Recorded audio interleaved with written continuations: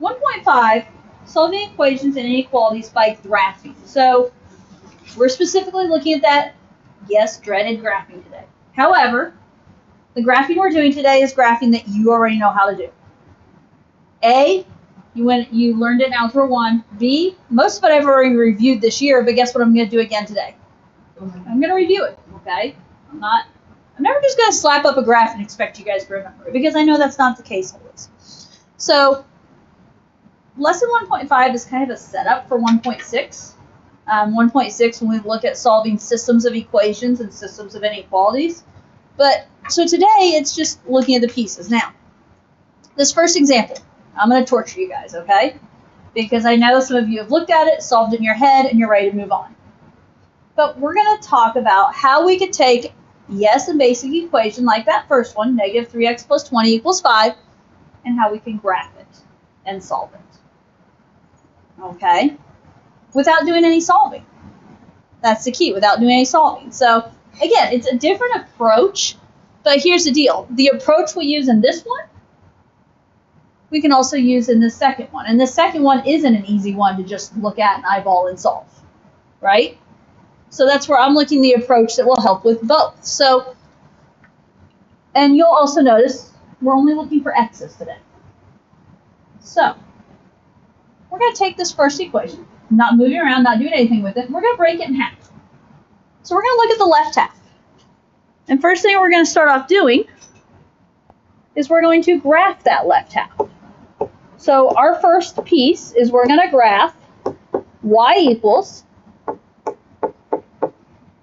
negative 3x plus 20. After we graph the left half, guess what? We're going to graph the right half, and then we'll talk about what happens. So remind me, how do I graph y equals negative 3x plus 20? What form is this?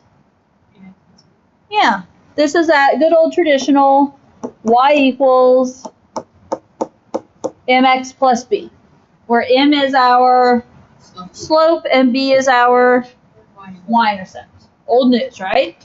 But I'm not going to assume you remember this. So, in this problem, what is my y-intercept? Okay, my b value, my y-intercept is 20. What is my slope? Negative 3. Now, when we go to graph that, what's negative 3 as a fraction? You can always put over 1, right? So, m is negative 3, y-intercept is 20. Okay, remind me, how do we graph this?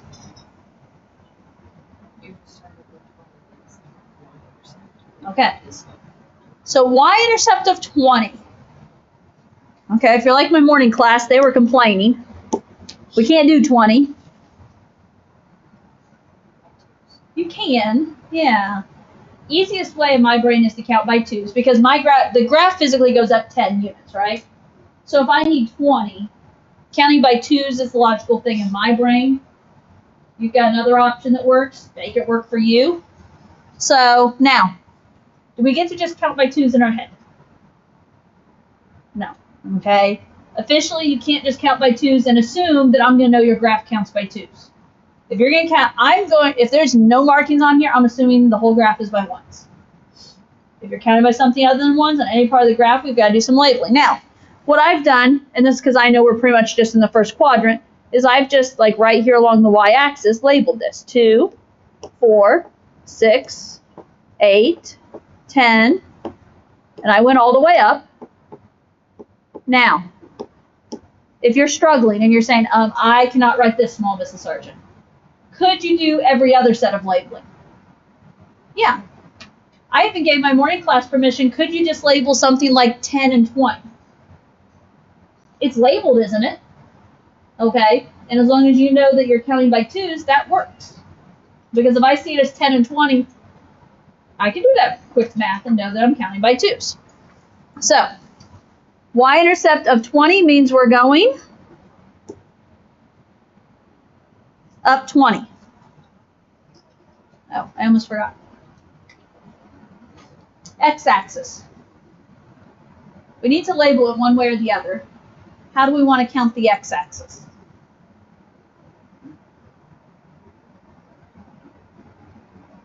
Do we want to still go 2s? We want to go 1s. Here's the deal. Do we have to, does the x-axis also have to go by 2s?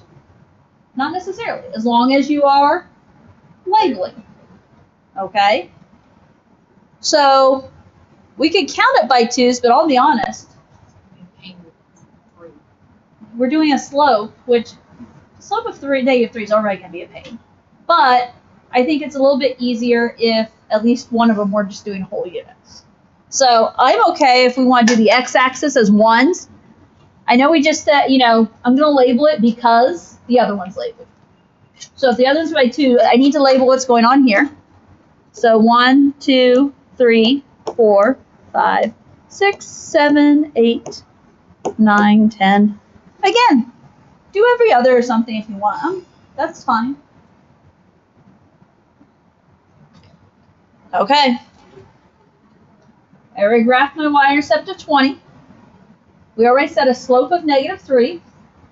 -3 is a fraction, is -3 over 1. And what's the phrase that I don't think we've said yet? Yeah, in order to do this slope, you can do rise over run. So from this point, we're going to rise -3, run 1. Now, what's rising -3 look like? Dropping 3, which is dropping a box and a half. Right 1 is just going over a whole box. Does that make sense? Mm-hmm. And that's because of how I labeled. Now, I'm going to encourage multiple points for a couple of different reasons. So we're going to go down 3, so down a box and a half, which puts me at, so I was at, what, 17? Now I'm going to be at 14 over 1. Down 3 puts me at 11 over 1. Down 3 puts me at 8, and that was over 1. Down 3 puts me at 5 and over 1. Down 3 puts me at 2 and over 1. You can go again if you want, but I'm just trying to get us set up for first quadrant answers here. You got it? Can you draw a straight line? Okay, I'm going to connect my dots.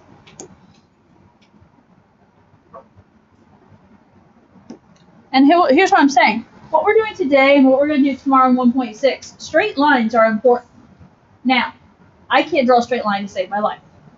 You will see me go overboard on the amount of points I put on here because if I have the points, am I keeping my line on track? I am. I will also say, if you're sitting in my classroom and you're that type of person that says, I really need a ruler, I have a little basket of Rose Holman rulers over, Homework Hotline rulers, that you guys are always welcome to borrow. So they're over there if you need to borrow a ruler because you are that person that needs a straight line or can't draw a straight line, right? So feel free to borrow those. They're up for borrowing. You guys got the first one, yes? What's the other half of this equation that I haven't used yet? 5. So now we're going to graph y equals 5. How do you graph y equals 5? What are you going to say, Ian? Okay.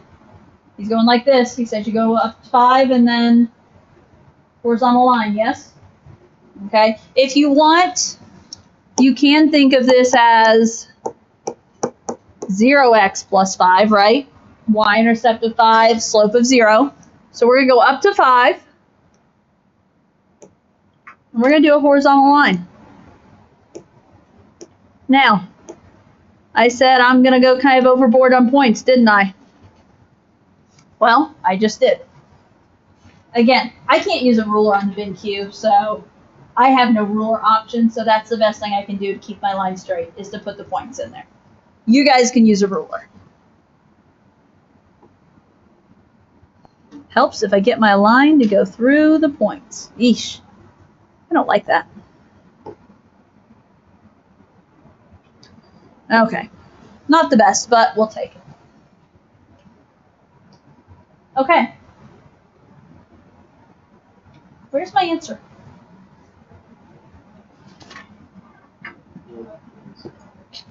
What?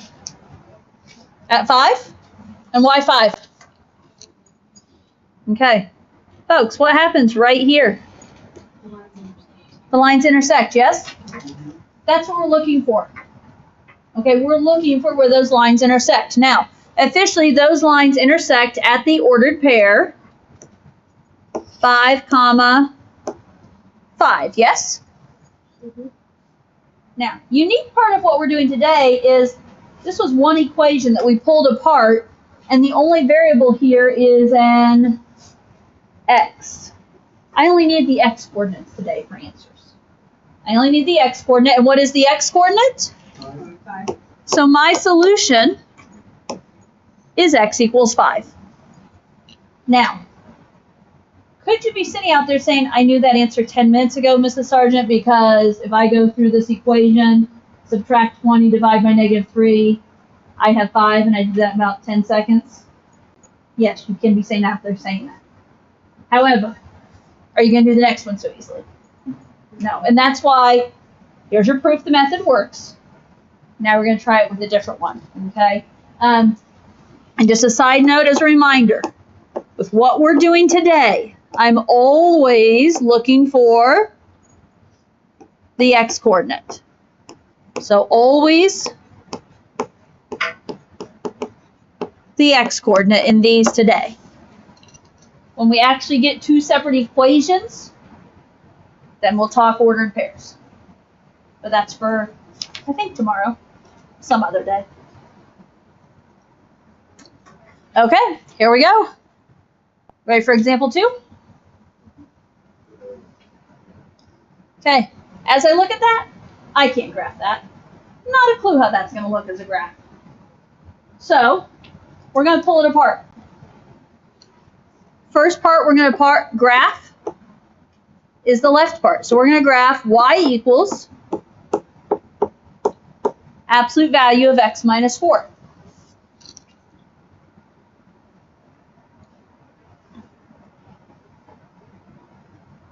What do you remember? This is quiz material here.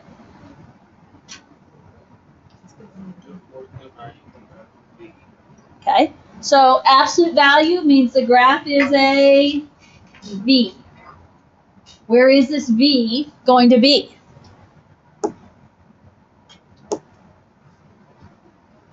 Where's my V going?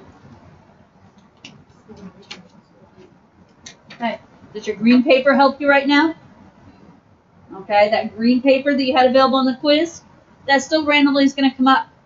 The minus 4 in the absolute value tells me to go right 4. So we're going to take this V and we're going to move it right 4. Okay, so starting at 0, 0, I'm going to go right 4. There's my vertex and my V.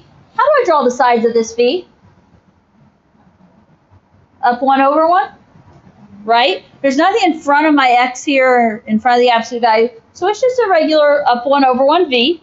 And this is a V, not a U. So it's straight lines. Now, normally I just do 1 or 2 dots. Guess what I'm doing today? A bunch. Did you say polka dots?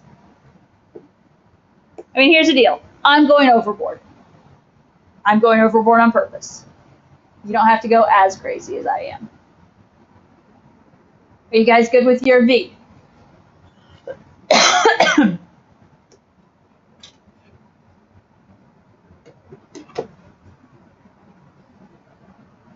Okay, there's my V. That was the left side of the equation. What's the right side of the equation? Y equals 1/2 x plus 1.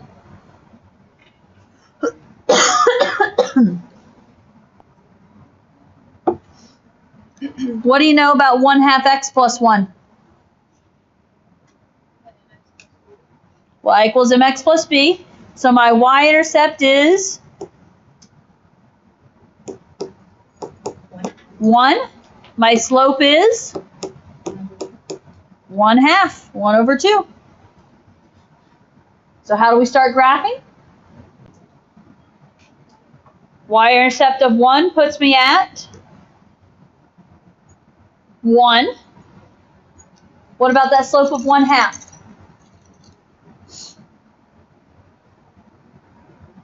Up 1 over 2. Should I stop since I found a point? Not advisable. Keep going. Up 1 over 2. Up 1 over 2. Up 1 over 2. Up 1 over 2. Did I have a reason for going dot crazy here? I did. Okay. And here's my thing. If your dots didn't continue all the way up there, do you necessarily know where that point is as easily? Not necessarily. That's why if you're getting two things that meet, don't sit there and say, oh, I don't know where that point is. Extend your dots. Okay, extend those slopes, and you're going to be able to find a meeting point. If they're not meeting, you probably goofed up because our things are going to meet right now. Okay? So, and you could always reverse it, of course, and go down 1, back 2, but we don't need to, do we?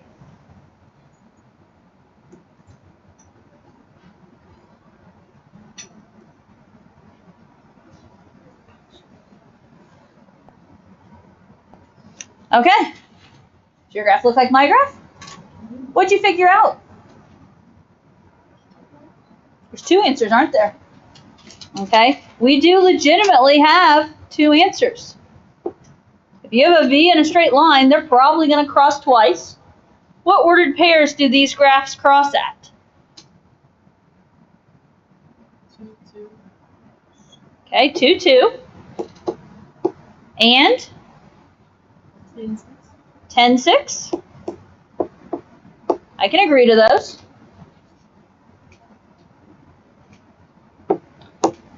What are my solutions to this problem then? 2 and 10. Because my original probably only had x's. I only need x values today.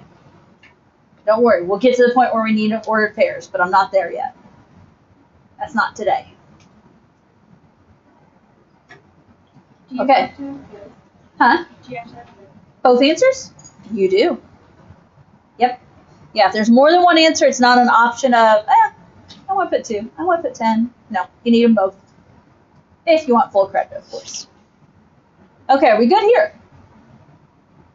Because if we go to the bottom of the page, now we're going to throw in inequalities. Okay? So the bottom of the page, we're going to throw in inequalities. Here's the deal.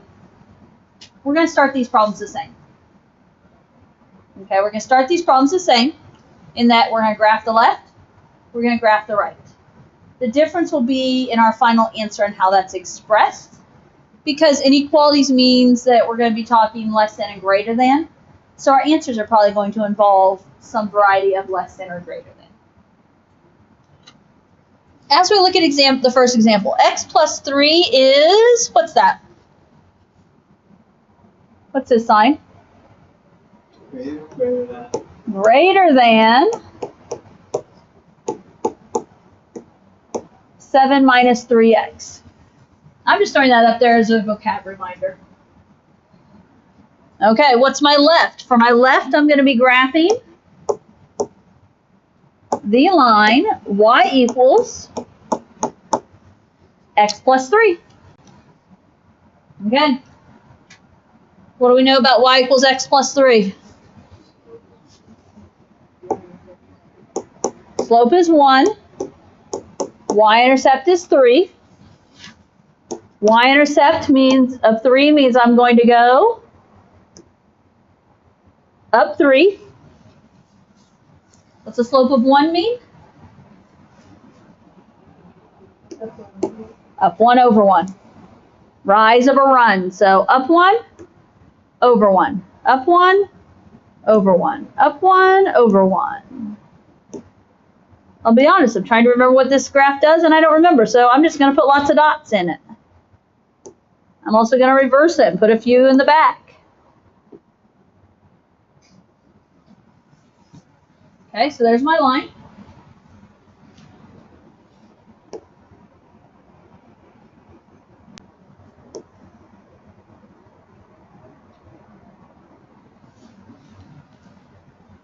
And now we're going to do the other side, the right side of my inequality. We're going to be graphing y equals 7 minus 3x. How do you feel about 7 minus 3x? We can flip. That's a personal choice, right? Sorry to say personal problem, not a personal problem. A personal choice. Some will flip, some will say, nah, I'm fine. So, if we flip, we're going to say negative 3x and then plus 7. If the sign's appropriate. So this time we're going to have a slope of negative 3 and a y-intercept of 7. Are we getting practice on y equals mx plus b? I will say there were a few issues on the quiz with graphing y equals mx plus b. Just saying. So y-intercept of 7.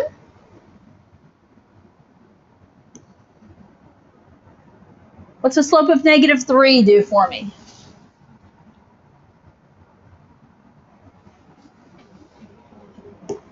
Negative 3 over 1, so we're going to go rise negative 3, run positive 1, so down 3, right 1,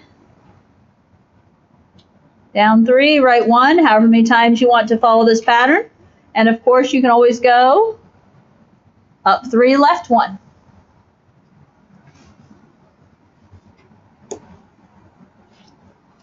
Connect your points.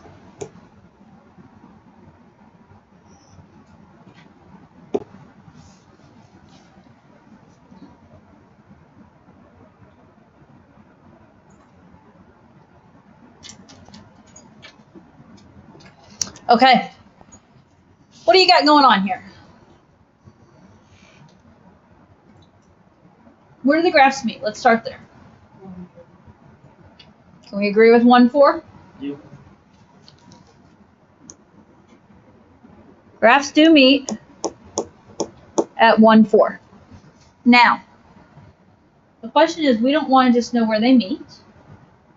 We want to know when x plus 3 is greater than 7 minus x. Now, I'm going to write that out as a question. But based on the way our original problem was, we're asking ourselves, when is the equation we did, y equals x plus 3, greater than the equation y equals 7 minus 3x? That's your question.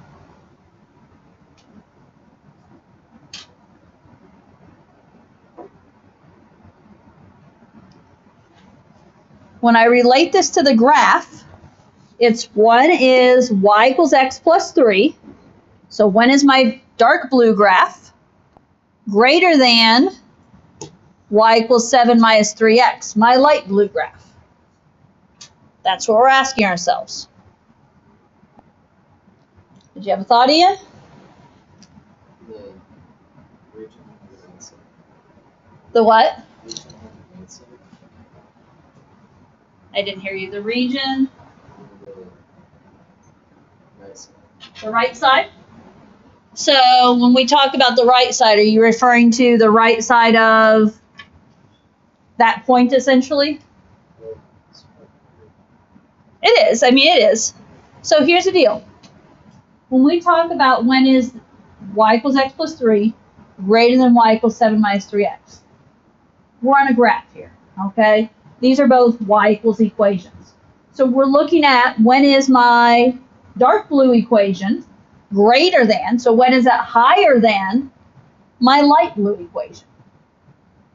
is what I'm looking at. So where on this graph is my dark blue greater than my light blue? Or when does my dark blue have greater y values than my light blue?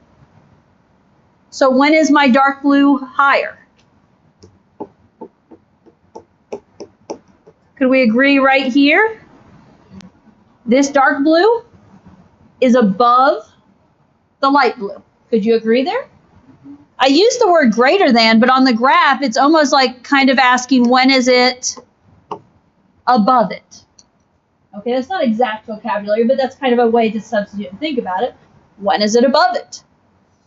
And that is when you get past this point.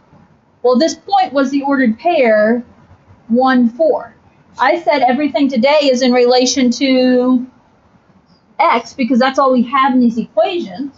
So how do we describe the area to the right of 1.4, 1 comma 4, in terms of x? That's when x is what? Greater than 1. Okay, so when your x values are larger than 1, and you put them into the blue part of the dark blue equation, you're going to get a higher input than when you put them into the light blue. Okay? Now, in all honesty, you take this and solve it. Does it work out the same? Okay? It should give you that same idea. This is how we look at it graphically.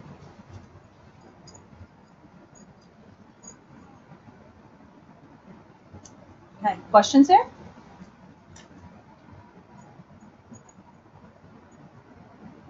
Think we need another one to sell us on it? Test our theories, see if we understand it or not? Okay, let's look at the next one. What are we graphing first?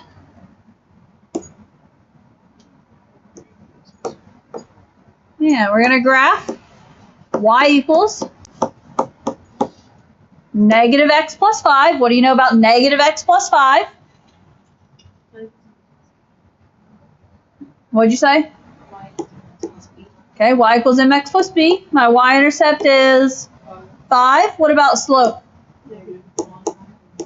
Negative 1, and negative 1 as a fraction is negative 1 over 1. So y-intercept of 5? Y-intercept of 5, up 5. Slope of negative 1 says I'm going to go down 1, right 1.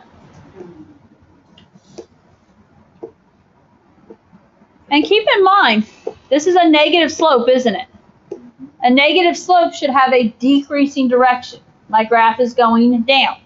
You can also go up 1, left 1, yes? Okay, I got way too many dots in.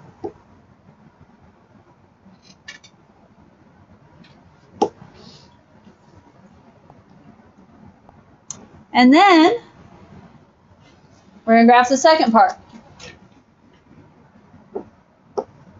We're going to graph y equals 1/2 x minus 1. It has a y-intercept of negative 1 and a slope of 1 over 2. Y-intercept of negative 1 says I'm going down 1. Slope of 1/2.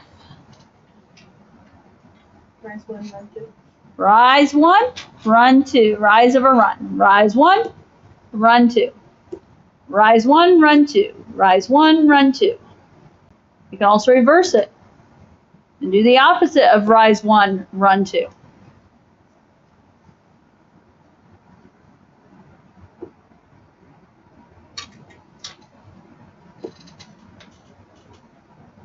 There's your left part.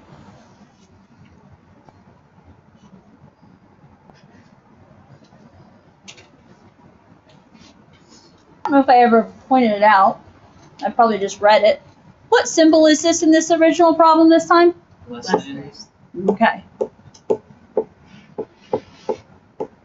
Not the first time this year I've reminded you guys of your symbols, but I'm going to do it. So the question I want to know,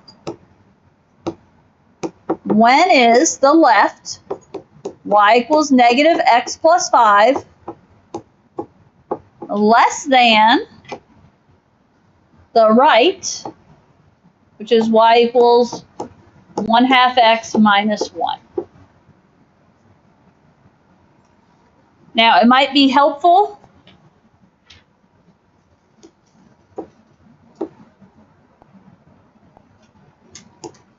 we're going to need to know that ordered pair, aren't we?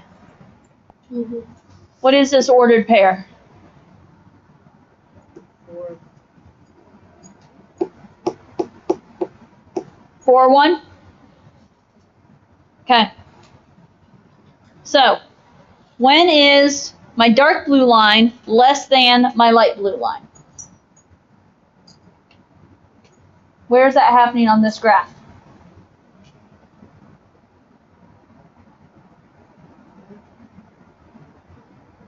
Now, what's another way to ask less than? On this graph, we're going to look for when is my dark blue line below the light blue line. And where is that happening? Where is dark blue below light blue? Over here, yes? Where are those x values? Those x values are 4 and above. So my answer here is going to be x greater than 4. Okay? So just because the original problem had a less than sign does not mean my answer is going to be less than. So realize that. It's when values to the right of x, right? Numbers to the right of x are greater than 4. That's when this graph is lower. Questions there? Maybe the hardest part of the lesson to grasp. Okay. One last section. You'll like the last section, I think.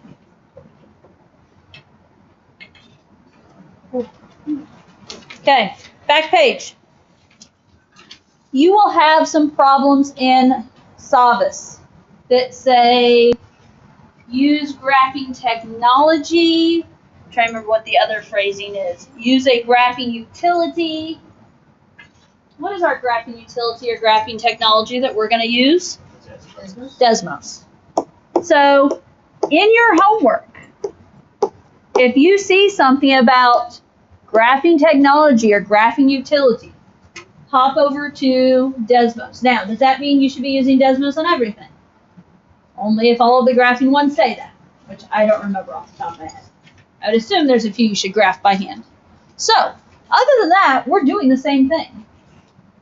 Because I don't know about you guys, you feel like solving that one without a graph? That's going to be extra ugly. Because now not only do we have absolute value, but we have a quadratic. We have an x squared. So, I'm going to get this set up. You better grab Desmos, because I'm not doing this problem for you. So, we're going to be graphing y equals negative x squared plus 8x minus 13.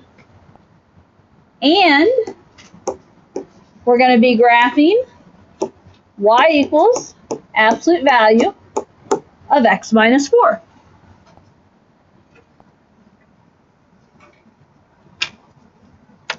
I'm going to hop over into Desmos.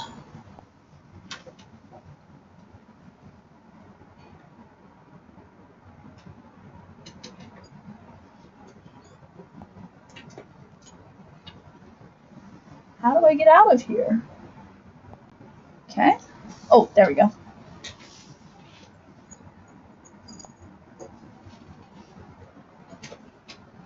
Okay. Did you grab the iPads? Are we trying this? Remember Desmos. You're typing the equation.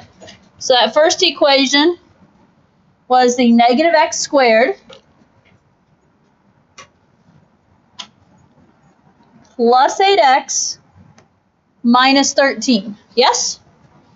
Now, in my typing, I forgot to do the y equals. Notice, does it matter that I didn't do the y equals?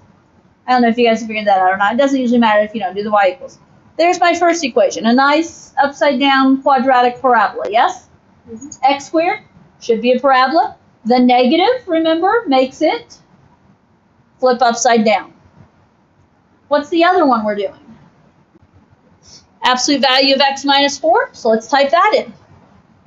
Absolute value is over here at the left above ABC.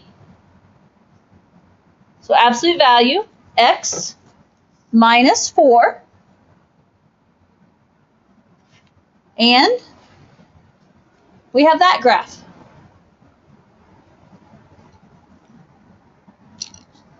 Okay, guys. What do you see? You got a parabola, you got a V, and they are intersecting, yes? What do I need to know? The x values of where these graphs meet, intersect, yes? Guys, this is so easy. Take your finger, touch the point where they meet. Touch it a second time if you need to. Look what pops up. Now, there's a reason we didn't graph this by hand, isn't there? This is the reason we didn't graph these by hand. I have written in my answer key, rounded to the nearest 10. Savas might do something like that. Nearest 10th is 1 decimal place. So one of my answers is going to be 2.7. Then, take your finger. Touch your other intersection point. My other answer is going to be approximately 5.3. Again, we only need the x values, right? This is what you're doing on Desmos. Can we handle this? Yep. Okay. Desmos makes it life much easier, doesn't it? Okay. So, let me go back to this. Now, I don't remember if you have to then graph these before you give your answer. You might on some. I know you don't on all of them, but you might on some. So graph like the x minus 4. That was a V, and all you need is the vertex and one other point technically, right? So that's all you would have to do there is to graph those. You don't have to get super specific. You just have to have the 2 points. Now, the parabolas are the ones we've struggled with more, haven't we? But if you're looking at Desmos, can you pinpoint that vertex? The vertex, if I recall, it's over 4 and is it up 3? Okay. And then if you're doing a parabola, you probably only have to do one other point. Can you look on Desmos and see? Come on. I get all this extra stuff out of the way. Here's my vertex, yes? Can I see that it looks like, oh, my graph, now pay attention, my graph isn't counting by ones here. It looks like it crosses a line right there, doesn't it? And that's at 3, 2. So just recognize that. And here's the other thing I'll tell you guys. This is 1x squared. What do 1x squared's graphs do? They go from the vertex over 1, up or down 1, and over 2, up or down 4. In Savas, you don't need that much. But if you need that much here, okay, over 1, down 1, and over 2, down 4. Now, all of that to say, I just need to know the x values of those two pieces that we already talked about. So these are approximations. Approximately, I don't remember the first one. X was 2.7 and the other one was 5.3.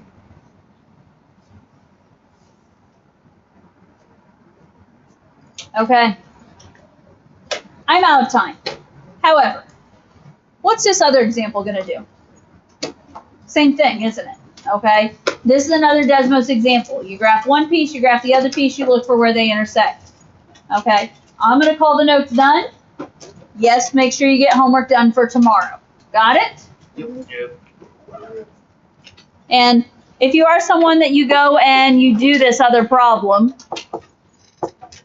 it's negative 3.3 and 1.8 are the answers you get.